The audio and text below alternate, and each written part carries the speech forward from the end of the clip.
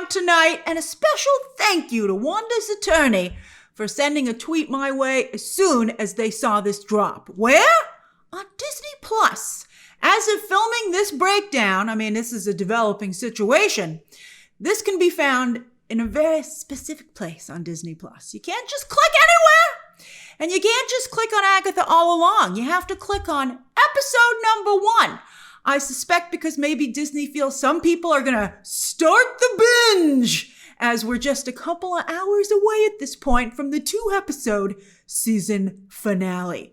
And it seems that as Agatha airs its season finale, Disney or Marvel wants you to know they're going in a totally different direction. They're like, I'm so glad some of you enjoyed this, but yeah, we're all in on Deadpool and Wolverine. Because yes, that success is very much thanks to Mr. Ryan Reynolds. And Marvel owes him a great deal. In parallel, because that's, by the way, the framework around this whole spot. They framed, they were like, hey, did you like Deadpool and Wolverine? Like, they're really leaning into that.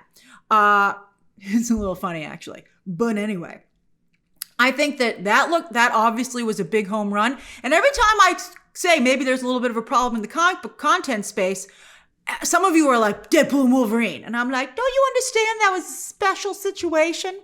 And by the way, we're getting a snapshot here at 6 shows. 6 shows, a little more actually. And which one looks best? Just one. And that's Daredevil, which I got to tell you, looks a little Deadpool and Wolverine-y. I think things are boding quite well for Daredevil. This spot, mwah, beautiful. I love it. Seems that total redo. They were like, throw this in the trash and start over. Thank you. It worked for Rogue One, and it seems we have another example of when that works. And that's the new Daredevil, Born Again. Oh, it looks so good. We're going to talk about it. We're going to talk about the whole spot, and it covered Marvel's Disney Plus content. There's a little bit coming for the rest of this year. We'll talk about that, but mostly through 2025. Halloween treat indeed. Oh, so Deadpool and Wolverine is coming to Disney Plus right around the corner. Tuesday, November 12th. And in this spot, I thought it was weird that they took the F words out. I mean, I guess they have to do it so that it can air just across Disney Plus on any content. But I don't know, it just seems weird and wrong. But thankfully, so much of this spot feels so right. I'm curious, if you've seen the spot, and after you watch, or as you watch this breakdown, which shows look really good to you? The only home run to me seems like, from a business perspective, I only think that the Daredevil looks like it's going to do really, really well, for sure. I personally think Ironheart looks pretty good and interesting. And I'm very curious about Wonder Man. Oh, a sneak peek at that. And of course, I love animation, even though nobody else seems to like it. That never does numbers. We'll talk about that. All right, so yes. What If Season 3, speaking of animation, drops December 22nd, they've now announced. I think some of this leaked earlier today, the logos and the release dates. And probably in preparing for this spot. But yeah, that seems to probably be a repeat of last year's very successful daily drop. In fact, What If did get a little bit into the Nielsen ratings now that I think about it last year. It was a nightmare to cover with a daily drop, particularly over Christmas. It was like, thanks a lot. But it was fun for fans. When you're off from work or school, having a new show every morning, I think was a lot of fun for people. I mean, that is fun, get a little breakfast, get your Saturday morning cartoon on. And I personally think What If is a great show. But for some reason, animation is not really working as well as we would have hoped. Outside of What If, and I guess maybe some people should, other places should think of this release method, but all these other recent animated shows, which are excellent, by the way, could not get onto the Nielsen charts. Even X-Men 97 couldn't get on there, which is incredible. All right, so for that reason, in this breakdown, I'm only going to really go into the live action shows, right? They didn't show a lot of the animation anyway. They did show some shots of Peter Parker's origin suit in the new animated Spider-Man show, which starts in January. The suit looks, doesn't quite match the one from the movie. Although I do like the down-to-earth practicality of it. It has kind of a Ghostbusters Back to the Future feel to it, which is funny because, of course, Tom Holland has modeled his Peter Parker after Michael J. Fox, which was a very clever choice. I like that. He actually does a pretty good job with that, too. We'll see how this show does. It's Spider-Man. Spider-Man is extremely popular. And I think that they've done a wonderful job diversifying Spider-Man over at Sony with the Spider-Verse show. But that's with a different character. That's with Miles Morales in his own universe. This show looks like it has a lot of food for trolls. So I hope it's really good. This to me looks a little bit like another show where they're like, maybe we can get people who aren't usually into Marvel to be into Marvel. And that's a very honorable goal. But historically, it has not gone well from the comics to the movies and TV shows.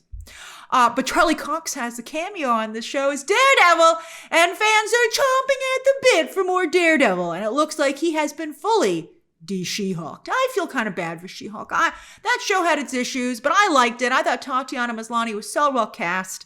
I was sad to see the recent headline she had been cut from Deadpool and Wolverine.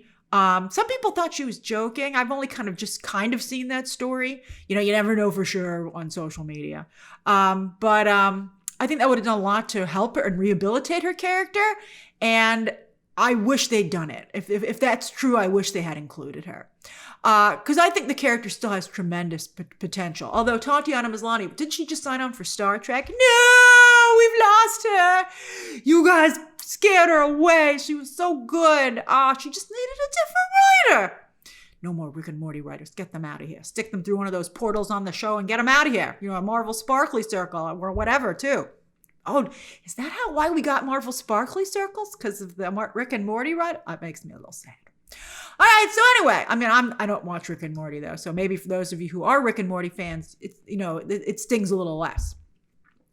But yes, you like Deadpool and Wolverine. I think you're going to like this show called Daredevil.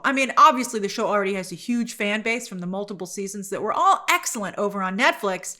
And this is promising to be an extension of that. I think the problem with the first iteration of Daredevil Born Again is that it was not. Rumor was that it was very network television-y because they were like, maybe we could play it on network television at some point. And everyone's like, get out of here with that garbage. So they really seem to have gone right back into just picking up where they left off, if not better. Oh, it's so exciting. That's what we wanted with these characters joining the MCU. Better, not lamer. Dark, lots of action, bloody, and super comics accurate. That's what we want. By the way, I saw this recent cover for the Deadpool and Wolverine DVD, and I was like, oh man, it went so hard. I wish the poster, that could have been another poster. All right, so this show already was recently announced to start March 4th. It's got not just one, but multiple hallway fights. Daredevil's signature. I love it. And that's Bullseye there, by the way, in a really crappy version of his suit. I'm like, what the heck are you wearing? Look at these shots, by the way, when they were filming on set. Sucking that tummy, Bullseye. What are you doing? Maybe it's supposed to be that way. Maybe that's like a joke. Maybe he's out of shape. That's crazy. Punisher looks good, though. Punisher looks comics accurate. And the way the logo is textured in this one shot, when you can see it around the collar, I'm thinking maybe it's Kevlar. That would be helpful, right? Fashionable and functional. And I think he zhuzhes the sleeves. I love it. And Daredevil is also adding some of his signature moves from the comics. And since he's now part of the MCU, with a proper budget, thank you very much, he can get his superhero on. Complete with more dynamic nunchuck action. If he was a new action figure, that's what it would say on the box. I'm excited. I enjoyed his flippy flips in She-Hulk. I was like, that's right. Flippy flips from Deadpool too, by the way. I'm like, you flip all over the place, buddy. I just never get tired of it. I love it. It's so cool to see.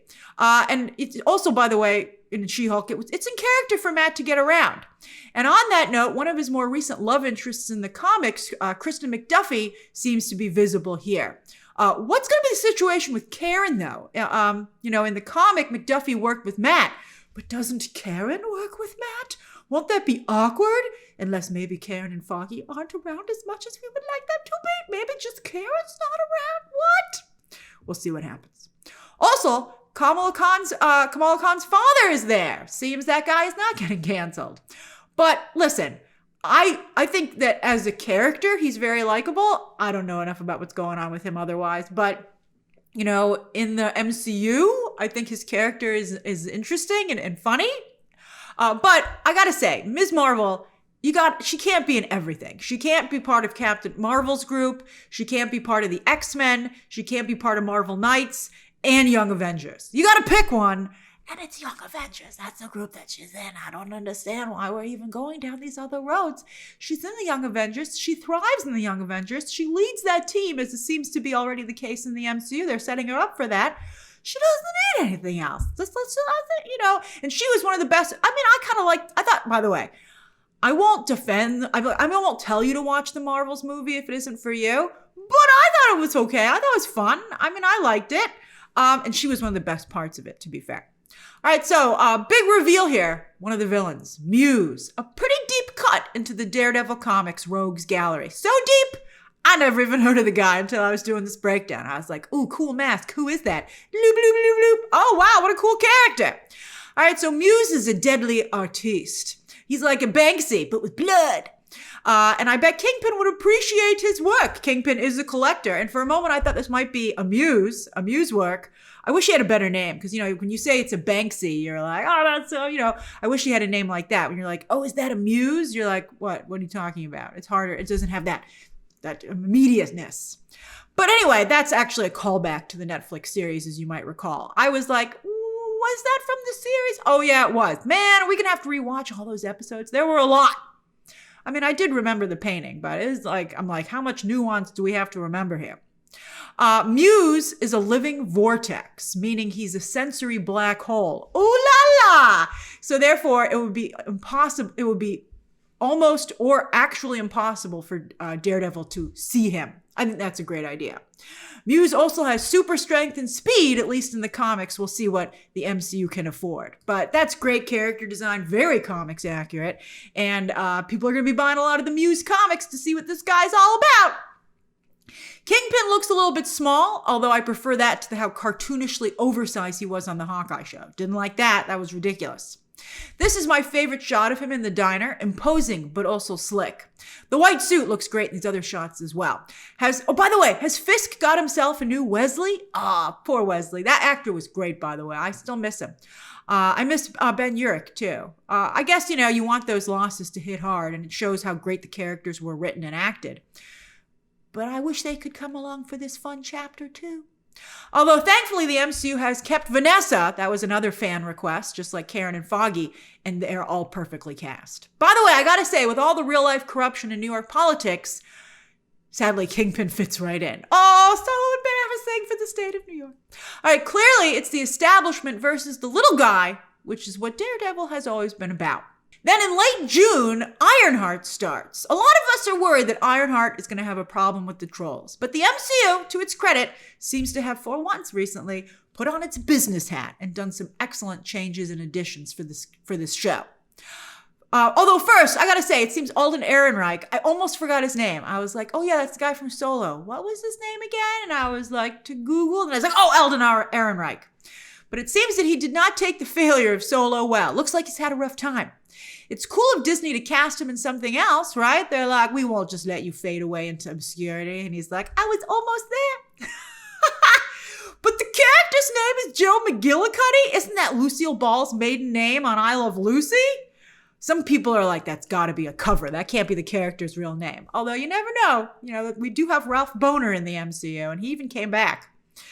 Whoa. All right, so having Riri Williams, now an extension of sorts of Wakanda, I think was an excellent idea, of course, from, Black Panther 2, but now on her own show. Because that makes her less of an Iron Man replacement and an Iron Man Wakanda mashup, and almost more so an extension of the Black Panther universe, which I think is very exciting. I do like having an actual suit back as well. I think nanotech is a cheat. I'm like, oh, it's too easy. And it's cool to get glimpses of how the tech actually works. I think that's cool. Also, come on, that shot is really good. That's an amazing shot. That is very nice. That looks like it's drawn. It's so good. You're like, it's like one of those shots in a comic where you're like, if only the live action looked this good. And it does! All right, the suit is quite large, though, very bulky. Although I think that's how Ironheart's suit started out in the comics as well. It doesn't have the finesse of the Iron Man suit, nor the one that Ironheart eventually ends up with. And maybe, I think some shots leaked, but I think, she'll probably eventually wind up with a leaner suit herself. But for now, though, the Ironheart suit has more of a Hulkbuster quality to it, a real brawler, which I think will be great for action sequences as you see here, and also makes it, again, less of an Iron Man replacement, ripoff. It, gives it more of its own space. I'm interested in this tech also, by the way, with this car going through the tunnel on some kind of railway system, especially with all the quick advancements we're seeing in technology, specifically cars, in real life. So I think that's a clever way to make Ironheart feel very current. I like that quite a bit, actually. And apparently, Riri, I wonder if that's her technology. She seems to be doing quite well for herself, at least in this moment. She's making it rain. But who's this? And who's this also, by the way? I know, are those mushrooms? I can't believe Penguin has some competition. I can't believe 2 recent comic book shows both have something to do with mushrooms. I'm like, whoa. But those mushrooms are getting charred. And so who is this character? Is she with Riri or is she with the Hood? And that's right, this character's name is the Hood. And when some people that's from the comics, but when some people heard it, I can understand they thought maybe it was a little bit ridiculous, particularly because the character's gang related. But it comes from the comics. We'll see. I believe that Ironheart will live or die by how the Hood is received. So no pressure, Anthony Ramos. Although Quimir couldn't save the Acolyte, I don't think the characters have a little bit of sensibilities. Very lean build, very sexy, right? Although Anthony Ramos has had a tough time selling tickets. I'm a fan, but he's had a hard time selling tickets. Anyway, it's interesting to pit a technological hero against a mystical villain. They do that a little bit with Superman. Superman can't take on magic. It's tough for him. But here, technology versus something that's mystical and has nothing to do with although Thor said, that's interesting. Remember Thor's quote? Magic is, whatever, I wonder if maybe they're actually connected. I like that. And by the way, also, are these tattoos demonic in nature? Does he maybe get his power from that? That'd be cool. Do they maybe glow or light up or something? I'd like to see that. In the comics, Parker Robbins, well, let's just say, you think Agatha's done some dark magic? She's not alone. And rumor has it, by the way, we will finally meet the MCU's Mephisto. But this is a surprisingly, I think, but welcome extension of the dark magic corner of the MCU. We've been going with Wanda and Loki and Agatha, and now, over here to this, this gang character, Parker Robbins. I'll be interested to see how people react. I think, not only do you maybe, on the one hand, you hope it'll maybe bring some other fans over to this space, but also you have to wonder how, the other elements are very LGBTQ friendly, including Loki. But although we haven't met this character yet. So I'll be interested to see what the reaction is to when they expand in this direction. All right, then after Marvel Zombies is in October for Halloween season. Great branding, very good idea, great fit. And Eyes of Wakanda in August. This will be interesting with this show. I wonder how they'll handle Easter eggs because, Wakanda, of course, has existed in the comics, but Ryan Coogler has gone far and above in building it out in the MCU. I don't think the comics have yet to really totally capitalize on that, so we'll see what this show does with it. But, Easter eggs are important, as I always tell you. So, I hope that obviously it continues to build its own mythology, but they're going to have some other references in there too. But then after that, Wonder Man in December, that is a weird time for this show. It makes me a little nervous to put it there because people are distracted with all the big movies that come out that time of year. And also then, of course, the holidays, right? So people are very busy. The only thing that would make me feel a little bit better is if it came out after Christmas, right? Because, after Christmas, nothing but free time. A lot of movies pick up extra viewings then because people are like, what should we do? Let's go circle back and see that movie. Or maybe watch Wonder Man. Maybe, I don't know, maybe it'll be a daily drop like What If? That could be interesting. But, Squid Game, for instance, comes out, Squid Game Season 2 comes out December 26th. So I'm like, when in December? And they're like, we're still deciding. All right, so in the comics, Wonder Man is an extension of Wanda and Vision. His brainwaves being the model for Vision, which creates a love triangle. But also the sitcom quality in some of these shots here, and a fake reality, in this case Hollywood, does feel kind of WandaVision-y. And also this logo. This logo is very sitcom-y, right? It even now looks a little bit like the Wonder Years, doesn't it? I don't know why they chose this logo for what this character is supposed to be. And also, I couldn't tell what show this is for, but I think that's a production design meeting for Wonder Man. But that doesn't match the logo of the show. Now, this is the show from Destin Daniel Cretton with Trevor Slattery, who of course was used extensively in Cretton's Shang-Chi, very successfully. He rehabilitated that character, made him popular again. By the way, they both have big crazy car scenes, apparently. And here, he's Simon Williams' acting mentor, and he's helping Simon audition on tape. Anyone who knows anything about Hollywood instantly knows what they're doing there. But how many people care? Outside of people who are into that stuff. We've talked about this before. Audiences don't love knowing how the sausage is made or inside baseball when it comes to Hollywood stories. So I hope that's not an issue for this show. That makes me a little nervous as well. We see Williams auditioning for the role of Wonder Man. Yahya Abdul-Mateen II is such a great actor. I love the way he's all excited and actory when he's going in the room, but he's already getting into character as he starts his audition and says his name. I think that's fantastic. I thought that was a nice little nuance that I caught there. And it seems that he gets the role, as this looks like the classic Wonder Man suit. Although, again, it doesn't match the production design board, so maybe it just ends up being a fun, corny nod to the original suit, which is very like 1970s-esque, right? He says he's the perfect person to play the role. Is that because he wants it so badly or because he already has superpowers? In the comic, Simon Williams is an actor, but that's not how he gets his powers. The MCU could change things up, though. So the question I think that we're going to have here is Simon Williams, does he have powers when he auditions already, or does he somehow get them while making the show? I do think it's interesting, by the way, that HBO is currently airing the franchise, which is making fun of the MCU. It says it makes fun of all comic book movies and genre movies right now, but we know it's really making fun of the MCU. It's very blatant in that regard. And here comes the MCU making their own meta show, which I think is great, because I think the franchise is too negative when it comes to superhero content. So I would like to see a positive take on the Hollywood aspect of the business. So I just hope it's well done here. I mean, I don't think the franchise is particularly well done either. All right, so anyway, this show is so far away, though, like over a year away, as you can see. I'm sure we'll see better or at least some VFX shots in the future previews. Although, remember what we've been discussing.